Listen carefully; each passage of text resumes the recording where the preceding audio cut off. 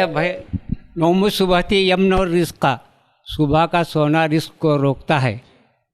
تو یہ کیا حدیث ہے یا کچھ ایسا آپ کے اس کے لیے ہے؟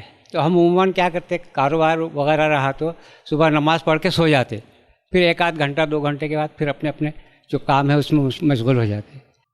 بھائی نے ایک سوال کیا کہ جو ایک عموماً ایک حدیث بیان کی جاتی ہے نوم الصباتی یمن الرزق، صبح کا سونا رزق کو روکتا ہے، کیا یہ صحیح ہے؟ تو دیکھیے مجھے یہ روایت کبھی بھی اب تک نہیں ملے کہ کیا یہ کوئی حدیث ہے. یہ حدیث ضرور ملی ہے کہ اللہ تعالیٰ نے میری امت کے صبح میں برکت دی، یہ حدیث ثابت ہے اور صحیح ہے. اللہ تعالیٰ نے میری امت کی صبح میں برکت دی ہے، لیکن صبح کا سونا رزق کو روکتا ایسی کوئی روایت مجھے نہیں ملی، یاد رکھی مجھے نہیں ملی. لیکن یہ بالکل ہے کہ صبح کی تجارت میں، صبح میں اللہ نے برکت رکھی ہے، لہٰذا اس وقت میں ہم نے کام کرنا چاہیے تاکہ اس برکت کا فائدہ اٹھائیں.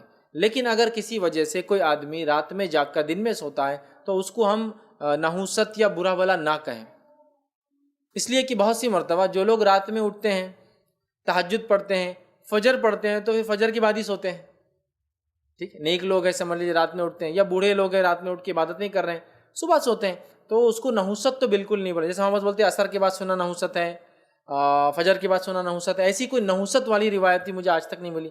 جو ملا وہ یہ کہ اس میں برکت ہے، تو جو فائدہ اٹھانا چاہے اٹھائے، جو نہیں اٹھاتا ہاں کوئی فجر ہی نہ پڑے یہ مسئلہ ہے، وہ تو ایک الگ کیس. لیکن آپ جیسا کہہ رہے فجر پڑھ کے آتے ہیں لیکن تجارت وغیرہ کے تھک جاتے ہیں تو پھر سو کر اٹھ کے پھر کرتے ہیں، تو کوئی مسئلہ نہیں، بالکل آپ کیجئے، انشاءاللہ اس میں حرج نہیں ہے. لیکن کوشش یہ کرے کہ کچھ بھی کام صبح وقت کیجئے، اس لیے کہ صبح میں اللہ تعالیٰ نے برکت رکھی اس امت کے اور اس کے فائدے ہوتے ہیں. اور کئی ایسی تجارتیں جو صبح دیکھیے تہجد سے شروع ہوتی ہے اور 8-9 بجے تک ختم ہو جاتی ہے، اللہ نے اتنی برکت دی کہ دن بھر کچھ نہیں کرتے وہ لوگ. پھر صبح اٹھتے ہیں، منڈی چلے گئے، پھل وغیرہ لیے لائے وہ کر دیے، صبح اٹھے سبزی ترکاری کا فلاں بزنس کیا 10 بجے تک ختم ہو گیا.